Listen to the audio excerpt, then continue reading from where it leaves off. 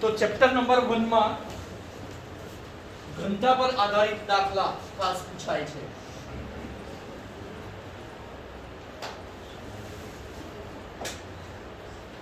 જે આપણા બોર્ડ માટે પણ કામના છે અને સાથે સાથે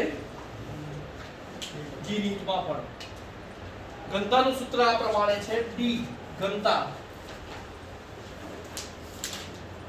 બરાબર Z into A upon Na into V. સૂત્ર સાવ સહેલું છે પણ દરેકે દરેક પદની સમજૂતી ક્લિયર હોવી જોઈએ. જેમ કે D ઘનતા તો એનો એકમ ફિક્સ છે ગ્રામ પર સેન્ટીમીટર ક્યુબ. સાથે આવે છે Z એટલે પ્રતિ એકમ કોષ પરમાણુની સંખ્યા.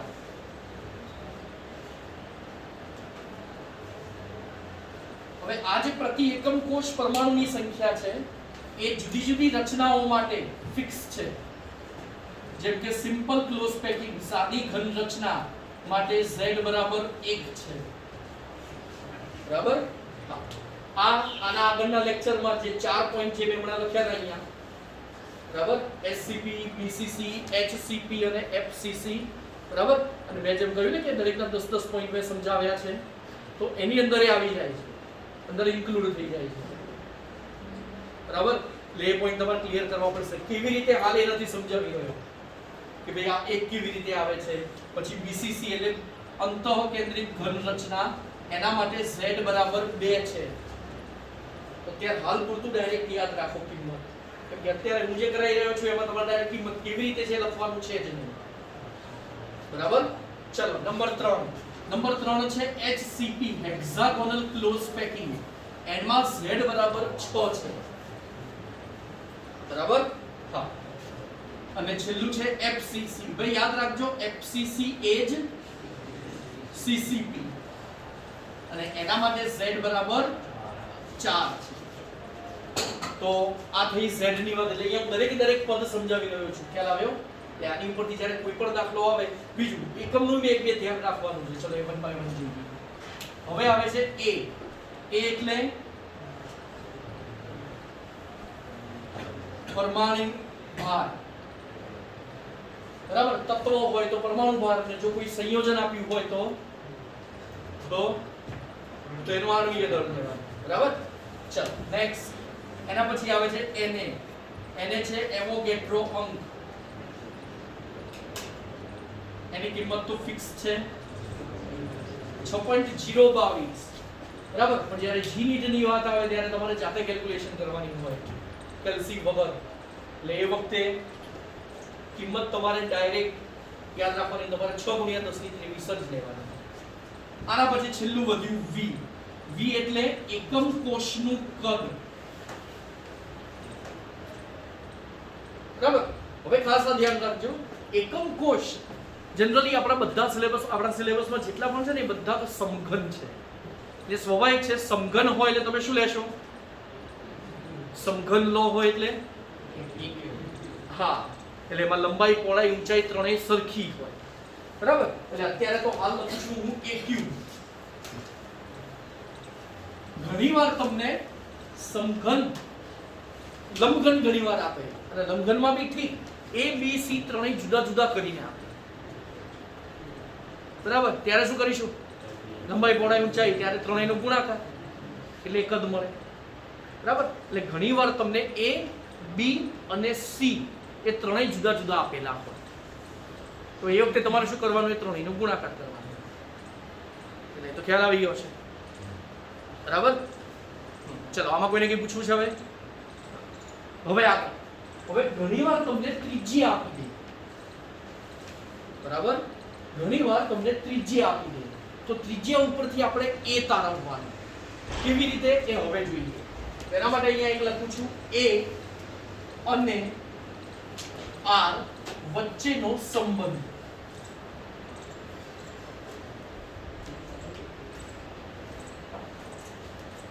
બરાબર? તો જુદી જુદી રચના માટે આ સંબંધ જુદો જુદો છે. જેમ કે આપણે SCP લઈએ સિમ્પલ ક્લોઝ પેકિંગ. ચલો ગુજરાતી લખું છું એટલે તમને યાદ રહે. સાદી ઘન સંકુલિત રચના. તો યાદ રાખીશું સાદી ઘન સંકુલિત રચના માટે A = 2R છે. એ આગળના પેલા કોષ્ટકમાં આવી જશે. બરાબર, જે મેં કીધા ને 10 પોઈન્ટ વાળા કોષ્ટક ચારે, બરાબર, એમાં આવી જશે. તો A અને R વચ્ચેનો સંબંધ તો યાદ રાખીશું જ્યારે જ્યારે SCP આવશે ત્યારે A બરાબર 2R. નંબર 2 બીજો નંબર છે BCC, body centred cubic close packing, એટલે અંતઃકેન્દ્રિત ક્યુબિક રચના, સંકુલિત રચના. તો એના માટે યાદ છે કોઈને? √3a = 4r. બરાબર, તો અત્યારે હાલ એની બી હું ચર્ચા નથી કરી રહ્યો કેવી રીતે આવી હોય. અત્યારે આપણે મેઇન ફોકસ સૂત્ર અને એની ઉપરના જ્યારે બી દાખલા પૂછાય એની ઉપર જ છે. Next number 3. હવે આ જે HCP છે ને, હેક્સાગોનલ ક્લોઝ પેકિંગ, એ HCP માં યાદ હોય તો આપણે એક કોષ્ટક ટેક્સ્ટબુકમાં આપેલું છે અને એમાં 14 પ્રકારની બ્રેવિસ લેટિસ હતી. એમાં A, B અને C નો સંબંધ ને આલ્ફા, બીટા, ગેમા નો સંબંધ કદાચ યાદ હોય તો એમાં એક રચના હતી ષટકોણીય ઘન. તો એ ષટકોણીય ઘન રચનામાં ધ્યાનથી સાંભળજો, એ ષટકોણીય ઘન રચનામાં આવું કંઈક લખ્યું હતું કે √3a = 4r. ચલો આમાં આપણે આવું લખ્યું કેમ કે એમાં ત્રણે ત્રણ બાજુઓ સમાન હોય, લંબાઈ, પહોળાઈ, ઊંચાઈ ત્રણેય સમાન હોય, આમાંય સમાન હોય. અહીંયા A બરાબર B ≠ C. પછી આલ્ફા, બીટા, ગેમા નું યાદ છે, કોઈ પણ બે ખૂણા 90 ડિગ્રીના કન્ફર્મ અને ત્રીજો ખૂણો 120 ડિગ્રીનો, કદાચ યાદ હોય કેમ કે ષટકોણ બને. ચલો આપણે આ રૂમની વાત કરીએ તો ઉપર જો લંબચોરસ છે, દેખાય છે લંબચોરસ છે ને, નીચે પણ લંબચોરસ છે, જુઓ, બરાબર, આ પણ લંબચોરસ, આ પણ લંબચોરસ, ખબર પડે છે? બરાબર, હા, આ પણ લંબચોરસ. તો લંબાઈ, પહોળાઈ, ઊંચાઈ જુદી છે ને, તો તમારે A અને R, હું અહીંયા કોઈ પરમાણુ રાખું અને એવો પરમાણુ ત્યાં રાખું તો એની લંબાઈ તો R તો થવાનો જ નહીં છે. સમજાય છે? હા, એટલે અહીંયા HCP માટે A અને R નો સંબંધ ના મળે. લખ્યું એ ખબર પડી? HCP રચના માટે A અને R નો સંબંધ ના મળે. હવે રહ્યું શું? FCC અથવા તો CCP, એટલે ફલક કેન્દ્રિત અતિ સંકુલિત રચના.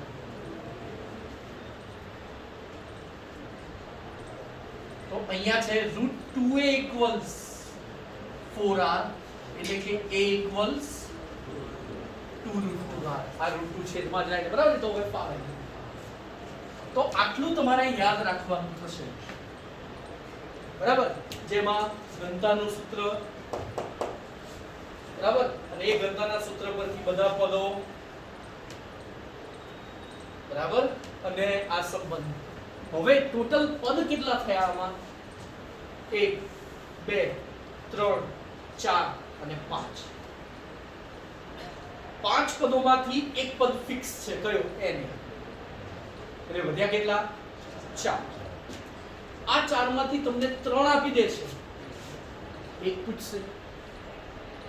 ઘણીવાર તમને એમ કહી દે કે આ તત્વ છે એટલે પરમાણુ ભરાઈ ગયું. એની BCC રચના છે એટલે Z = 2 આવી ગયા. સમજ પડી કે નહીં? હા, એની ધારીની લંબાઈ આપી દે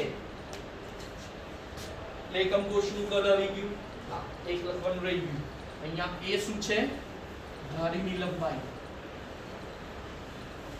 અને અહીંયા લખવાનું રહી ગયું શું? R શું છે? પરમાણુની ત્રિજ્યા.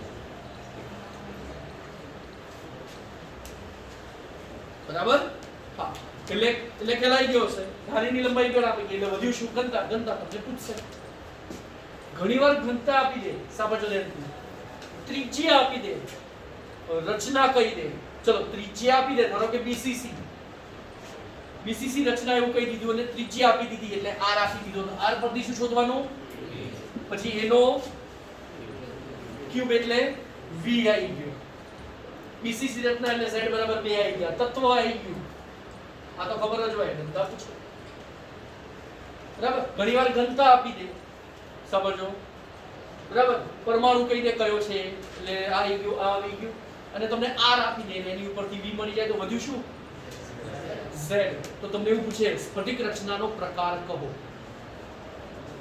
હા એ વખતે ત્રિજ્યા ના આપી શકે એટલે એ વખતે a આપી દે ધારો કે ધારીની લંબાઈ પછી એમ કે સ્ફટિક રચનાનો પ્રકાર કહો ખ્યાલ આવ્યો એટલે સ્ફટિક રચનાનો પ્રકાર કેવી રીતે શોધાય z શોધવાનો જો z બરાબર 1 મળ્યો તો ખ્યાલ આવે છે ને ઘણીવાર બધું આપી દે અને તમને r પૂછે બધું આપી દે એટલે v સિવાયનું બધું આપી દે અને r પૂછે તો પહેલા શું શોધવાનું v ઉપરથી a ક્યુબ ને a ઉપરથી તમને સ્ફટિક રચનાનો પ્રકાર ખબર હોય એટલે r સાથેનો સંબંધ બરાબર આના સિવાય બીજું કશું જ હોવામાં વધારાનું હોય નહીં તો ખ્યાલ આવી ગયો છે બધાને કે નહીં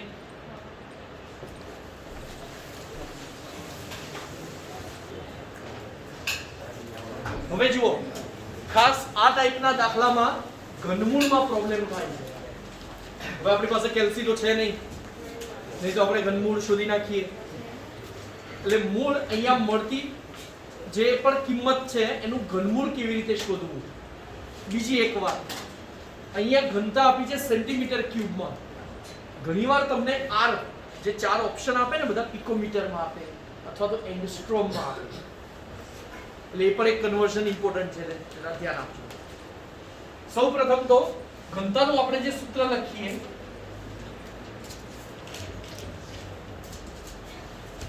એમાં આપણે શોધવાનું શું થશે v કદ બીજું રચના કઈ છે bcc એટલે a √3a = 4r થવાના બીજું v એટલે a ક્યુબ બરાબર એટલે અહીંયા ઓવરઓલ વાત એ રહી કે પહેલા v શોધી કાઢો v એટલે જ a ક્યુબ a શોધી કાઢો અને પછી એની ઉપરથી આ સૂત્ર એપ્લાય કરીને r શોધો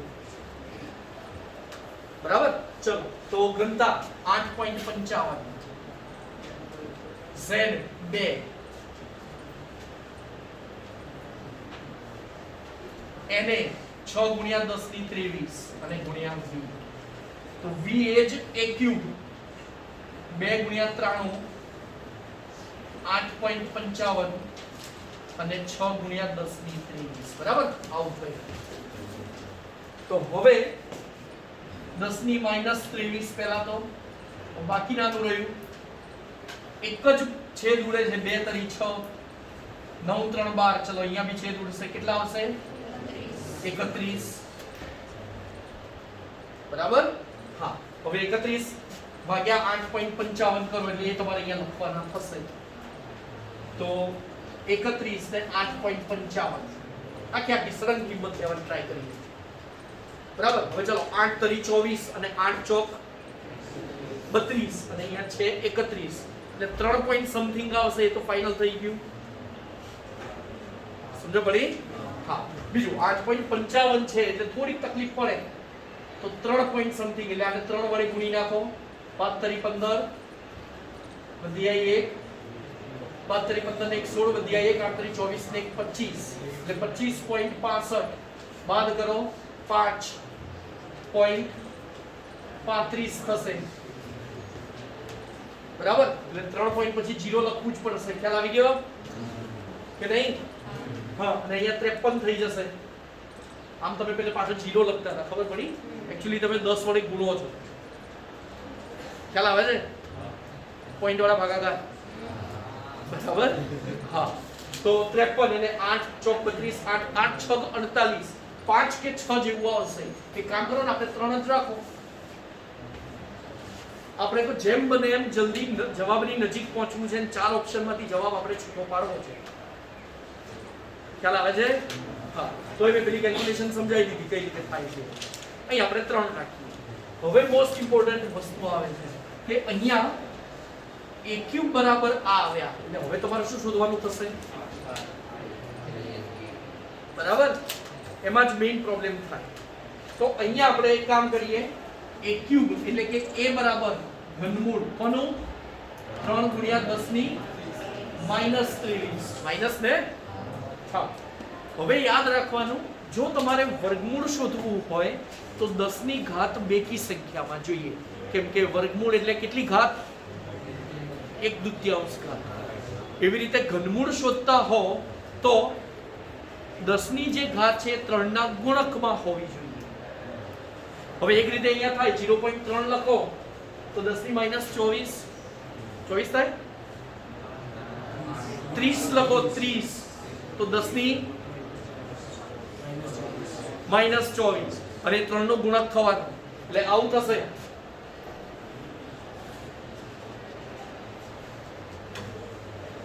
ખબર પડી? પછી આ ઘનમૂળ આને પણ લાગે, આ ઘનમૂળ આને પણ લાગે.